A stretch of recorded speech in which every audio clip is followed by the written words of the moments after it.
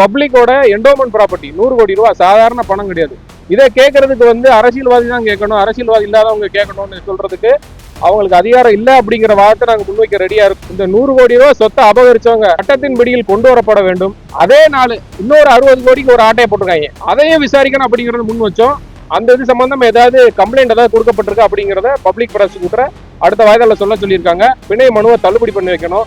நாங்க வழக்கு போட்ட பிறகுதான் சிபிசிஐடியே தூங்கிட்டு இருந்து எந்திரிச்சிருக்காங்க. இப்போ நேற்று 4 பேர் அரெஸ்ட் பண்ணியிருக்காங்க. ஏன் இதுக்கு முன்னாடி யாரையும் அரெஸ்ட் பண்ணல? ஒரு ஃபேஸ்புக்கில் ஒரு ட்விட்டரில் ஏதாவது ஒரு கருத்து போட்டால் உடனே போய் வீட்டில் போய் காவல்துறை அரெஸ்ட் பண்ணுது. ஆனால் இப்படி 100 கோடி ரூபா ஊழல் நடந்த இந்த சம்பவத்தில் 16/7/2026 போட்ட எஃப்ஐஆருக்கு ஏன் நேற்று வரை நடவடிக்கை எடுக்கப்படலை? திண்டுக்கல் மாவட்டம் பழனி தண்டாயுதபாணி மடத்துக்கு சொந்தமான 100 கோடி ரூபாய் மதிப்புள்ள இடத்தை கடந்த 3/7/2026 ஜாயிண்ட் 1 சப் ரிஜிஸ்டர் பதிவு பண்ணதுக்கு எதிராக பல்வேறு தரப்புகள் இருந்து வினாக்கள் எழுப்பப்பட்டதால் இறுதிக்கட்டமா 16/7/2026 பழனி அடிவாரம் காவல்துறையினர் ஒரு முதல் தகவல் அறிக்கையை பதிவு பண்ணாங்க. அந்த முதல் தகவல் அறிக்கையில பழனி தண்டாயுதபாணியோட லேண்ட் சூப்பரண்டன்ட் வழக்கு கொடுத்திருந்தாரு. அதுல 100 கோடி ரூபாய் பெருமானம் உள்ள அந்த இடத்தை அபகரிக்கும் நோக்கத்துல ஏற்கனவே பல்வேறு வழக்குகள் உயர் நீதிமன்றத்திலையும் உச்ச நீதிமன்றத்திலையும் தொடுக்கப்பட்டு அது அந்த மடத்துக்கு தான் சொந்தமானது. பிளஸ் அங்க ஃபிட் பர்சன் ஹெச்ஆர்என்சி அப்பாயின்ட் பண்ணியிருக்கு. இந்த சூழ்நிலையில இங்க பதியக்கூடாது அப்படிங்கிற பல்வேறு ப்ரொசீடிங்ஸை மறைச்சு பதிவுத்துறை அதிகாரிகள் திரு ஜஸ்டிஸ் மணிகண்டன் என்பவர் கொடைக்கானல்ல இருந்து டெப்டேஷன்ல போட்டு சுமார் 100 கோடி மதிப்புள்ள அந்த இடத்தை 2 கோடி ரூபாய் வேல்யூவா போட்டு ஒரு தனிநபர் 2 தனிநபருக்கு பதிவு செய்து கொடுத்திருந்தார். அந்த வழக்கு தற்போது தாவேக அரசு இருக்கக்கூடிய அமைச்சர்கள் இருவரிடம் பல்வேறு கேள்விகள் கேட்கப்பட்ட பின்பு இது சூடு பிடிச்சிச்சு. இது சம்பந்தமா நாங்க மதுரை உயர்நீதிமன்ற கிளையில் அதிமுக முன்னாள் எம்எல்ஏ திரு வேணுகோபால் சேனாதிபதி, அவர் பழனியோட முன்னாள் எம்எல்ஏ, அவர் சார்பாக நாங்கள் இந்த வழக்கு 2 துறை சம்பந்தப்பட்டது. மேலும் 2 துறையில் உள்ள பல்வேறு அதிகாரிகள் தொடர்புடைய இந்த வழக்கு தமிழ்நாட்டில் உள்ள காவல்துறை விசாரணை செய்தால் நியாயமாக இருக்காது என்றும், சிபிசிஐடி ஏற்கனவே மாற்றப்பட்டிருந்தாலும் அந்த சிபிசிஐடி விசாரணை அதிகாரிகள் தமிழக அரசு அதிகாரிகளாக இருப்பதால் இதில் நியாயம் கிடைக்காது என்ற அடிப்படையில் இந்த வழக்கை மத்திய புலனாய்வு அமைப்பான சிபிஐ விசாரிக்க வேண்டும் என்று மனு கொடுத்திருந்தோம். அந்த மனு ஏற்கனவே பட்டியலிடப்பட்டது. அந்த மனுவோடு சேர்ந்து திராவிட முன்னேற்ற கழகத்தை சேர்ந்த ஒரு முன்னாள் சேர்மன் மற்றும் இன்னொரு நபரும் சேர்ந்து மனு தாக்கல் பண்ணிட்டாங்க. எல்லா வழக்கையும் ஒன்னு சேர்த்து இன்னைக்கு போட சொல்லி நீதிமன்றத்தில் போட்டிருக்காங்க. இன்று வழக்கு பட்டியலிடப்பட்ட பொழுது அரசுக்கு ஆஜரான அரசு தலைமை வழக்கறிஞர் திரு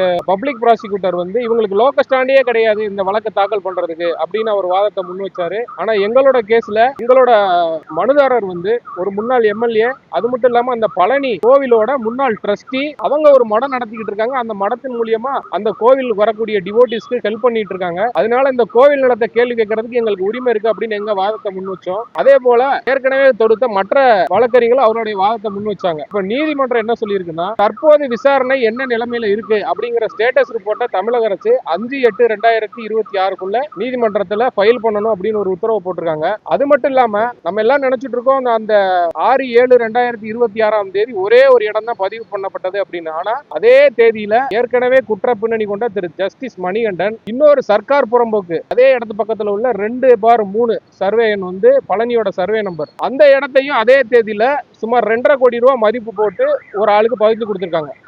அப்ப இதோட பேக் போன் யாருங்கிறத கண்டுபிடிக்கணும். உயர்ந்த அதிகாரிகள் இருக்காங்களா, இல்ல அரசியல் தலையீடு இருக்கா, இல்ல மந்திரிகளோட தலையீடு இருக்கா என்பதை விசாரிச்சு உண்மையை வெளிக்கொண்டு வரணும். அப்படின்னா இதுக்கு மத்திய புலனாய்வு அமைப்பான சிபிஐ விசாரணை செய்தாதான் இதுக்கு உண்மை வெளிவரும் அப்படிங்கிற நோக்கத்தில் தாக்கல் பண்ணப்பட்ட இந்த வழக்கு இன்று நீதிமன்றத்தால் ஏற்றுக்கொள்ளப்பட்டு 5ஆம் தேதி ஒத்திவைக்கப்பட்டிருக்கு.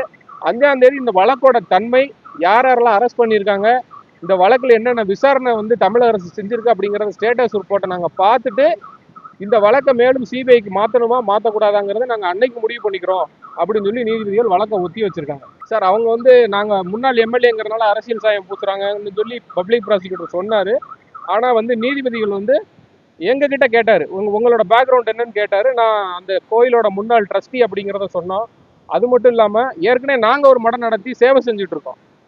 Even every citizen having a right to change of investigation. ஏன்னா இதில் பப்ளிக்கோட என்டோமெண்ட் ப்ராப்பர்ட்டி 100 கோடி ரூபாய் சாதாரண பணம் கிடையாது.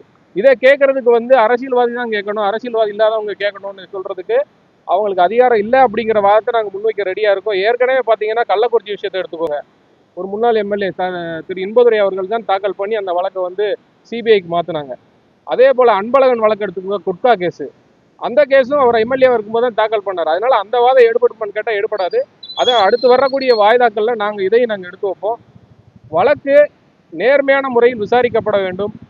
இந்த 100 கோடி ரூபாய் சொத்தை அபகரிச்சவங்க சட்டத்தின் பிடியில் கொண்டு வரப்பட வேண்டும். அதே நாள் இன்னொரு 60 கோடிக்கு ஒரு ஆட்டையை போட்டிருக்காங்க, அதையும் விசாரிக்கணும் அப்படிங்கறத முன் வச்சோம். அந்த இது சம்பந்தம் ஏதாவது கம்ப்ளைண்ட் ஏதாவது கொடுக்கப்பட்டிருக்கு அப்படிங்கிறத பப்ளிக் ப்ராசிக்யூட்டரை அடுத்த வாய்தால சொல்லியிருக்காங்க. அது மட்டும் இல்ல, இந்த ஜஸ்டிஸ் மணிகண்டன் அவர்களுக்கு 4/8/2026 வரைக்கும் தான் இடைக்கால ஜாமீன் கொடுத்துருக்காங்க. அவர் ரொம்ப இன்னசென்ட் மாதிரி, நான் கொஞ்சம் தான் பண்ணிட்டு போனேன், எனக்கு கொஞ்சம் தான் பங்கு இருக்கு, அதனால எனக்கு ஜாமீன் கொடுங்கன்னு போன தடவை சொல்லிட்டாரு. ஆனா அதே நாள்ல இன்னொரு 60 கோடி ரூபாய் சொத்தை பதிஞ்சிருக்கும் பொழுது இவர் தெரியாம எப்படி இதை பண்ண முடியும் அப்படிங்கிற வினா வரும். அதனால 4/8 வர்ற அந்த பிணை மனுவில் அரசு தரப்பு வலுவான வாதங்கள் எடுத்து வச்சு அவரை அந்த பிணை மனுவை தள்ளுபடி பண்ணி வைக்கணும். நாங்க வழக்கு போட்ட பிறகுதான் சிபிசிஐடியே தூங்கிக்கிட்டு இருந்து எந்திரிச்சிருக்காங்க. இப்போ நேற்று 4 பேர் அரெஸ்ட் பண்ணியிருக்காங்க. ஏன் இதுக்கு முன்னாடி யாரையும் அரெஸ்ட் பண்ணல? ஒரு ஃபேஸ்புக்கில், ஒரு ட்விட்டரில் ஏதாவது ஒரு கருத்து போட்டால் உடனே போய் வீட்டில் போய் காவல்துறை அரெஸ்ட் பண்ணுது. ஆனால் இப்படி 100 கோடி ரூபா ஊழல் நடந்த இந்த சம்பவத்தில் 16/7/2026 போட்ட எஃப்ஐஆருக்கு ஏன் நேற்று வரை நடவடிக்கை எடுக்கப்படலை? நீதிமன்றத்தில் சிபிஐ இந்த வழக்கை விசாரிக்கணும்னு நாங்கள் கதவை தட்டின உடனே டக்குன்னு தூங்கிட்டு இருந்தவங்க முடிச்சிட்டாங்க. சிபிசிஐடி நேற்று 4 பேர் அரெஸ்ட் பண்ணியிருக்காங்க. மேலும் மாவட்ட பதிவாளர் இதுவரை இந்த வழக்கில் குற்றவாளியை இணைக்கப்படலை. ஏன்னா டெப்டேஷன் அவர் தான் போட முடியும். டெப்டேஷன் டிஸ்ட்ரிக்ட் ரிஜிஸ்டராக போட்டாரா, இல்லை மேலே இருந்து செக்ரட்டரி சொன்னாரா, இல்லை மந்திரி சொன்னாரா அப்படிங்கிறதெல்லாம் விசாரித்து உண்மையை கண்டுபிடிக்கணும். அப்படின்னா தாவேக அரசே இதுக்கு முன் அவங்க ஊழலற்ற அரசுன்னு தன்னை பிரகடனப்படுத்திக்கிறாங்க. அவங்களே முன் இந்த வழக்கை சிபிஐக்கு மாற்றிட்டா என்ன? ஆனால் மாற்றுவாங்களா அப்படிங்கிறது கேள்விக்குறி. அடுத்த விசாரணைகளில் இதெல்லாம் நம்ம பேசுவோம்.